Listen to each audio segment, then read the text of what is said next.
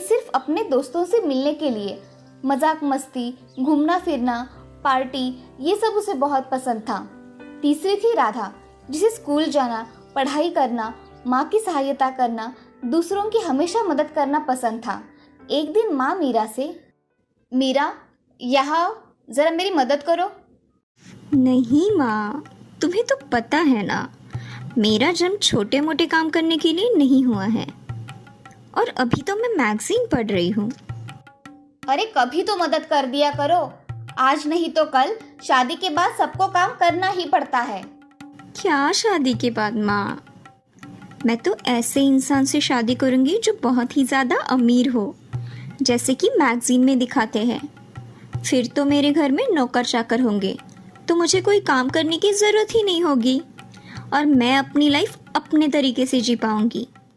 फिर भी बेटा, कभी कभी काम किया करो। माँ बस भी करो अभी। माँ, मेरे लिए आप बहुत अमीर लड़का चुनना, ताकि मुझे कोई काम ना करना पड़े। मीरा वहाँ से चली जाती है और शादी की बात सुनते ही प्रिया अपने माँ के पास आकर, माँ, आप मेरे लिए ना बहुत ही हैंडसम, ऊंचा और जो मेरी हर ख्वाहिश पूरी करेगा ऐसा लड़का ढूंढना। हाँ, तुम्हें भी अच्छा लड़का ही ढूंढ लूंगी, लेकिन काम में हाथ मत लगाना। तुम दोनों की दोनों एक जैसी ही हो, ना पढ़ाई में अव्वल और न काम में। तुम दोनों को तो सिर्फ मैगजीन, मूवी जाना इतना ही पता है। तभी माँ को गुस्सा आता देखकर प्रिया वहाँ से चली जाती है और राधा वहाँ पहुँचती है। माँ, क्या मैं आपकी कोई मदद कर दूँ? अरे नहीं बेटा, तुम बहुत थक चुकी होगी, तुम आराम करो। तुम अपने बहनों जैसी थोड़ी ना हो, जो दिन भर मजाक मस्ती, सोना उठना, मन चाह करना। तू तो हमेशा कुछ ना कुछ करती रहती है। अभी अभी तो आई है, थोड़ी देर बात कर लेना। माँ, मैं इतना काम पूरा कर लेती हूँ और फिर आराम कर लूँगी। राधा और माँ अपना काम पूरा कर अपने अपने कमरे में चले जाते हैं। कुछ दिनों बाद उनके पिताजी की हार्ट अटैक से मौत हो जाती है। अब तीनों बहनें अनाथ हो चुकी थी। वो बहुत परेशानियों से गुजर रही थी। कुछ दिनों बाद एक बूढ़ी माँ उनके यहाँ आती है और उन सबको उनके मनपसंद लड़कों से मिलवाती है। मीरा और प्रिया को बहुत अच्छा घर मिलता है और राधा को एक बहुत ही गरीब इंसान मिलता है। राधा ये सब देखकर बूढ़ी माँ से, मेरे नसीब में ऐसा क्यों है माँ?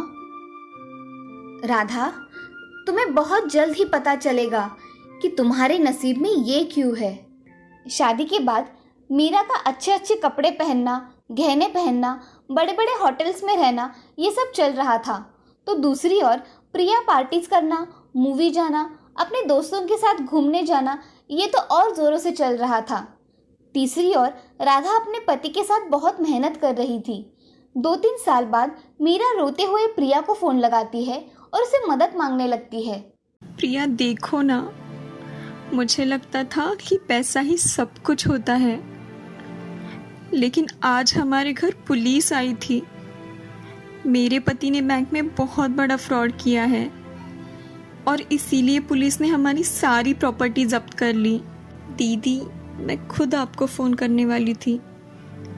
आज तक मुझे भी लगता था हैंडसम पति हो और मूवी देखना, पार्टीज करना मतलब ज़िंदगी की सारी खुशियाँ बटोरना है, लेकिन ये सिर्फ शान और शौकत की चीज़ है। मेरा पति मुझे 1 महीने पहले ही छोड़कर दूसरी लड़की के पास चला गया है। 1 महीने से मैं बहुत ही ज़्यादा टेंशन में हूँ, लेकिन मुझे समझ नहीं आ रहा था कि मैं क्या करूँ। फोन पर बातें करते वक्त उन्हें अपनी माँ की बातें याद आती है, क्योंकि उनकी माँ उन्हें हमेशा बताती थी कि जिंदगी में कुछ ना कुछ काम करो। अब दोनों बहनें मिलकर राधा के पास जाने का फैसला करती है। दोनों राधा के यहाँ जाती है और देखती है राधा अब बहुत ही बड़े घर में अपने पति और बच्चे के साथ खुशी खुशी रह रही थी। मीरा दीदी, प्रिया दीदी, आप दोनों एक साथ आइए। बहुत अच्छा किया जो आप यहाँ आई। बहुत साल बीत गए, हम सब मिल ही नहीं पाए थे। अब मीरा और प्रिया दोनों ही राधा को अपनी अपनी कहानी बताना शुरू करती है।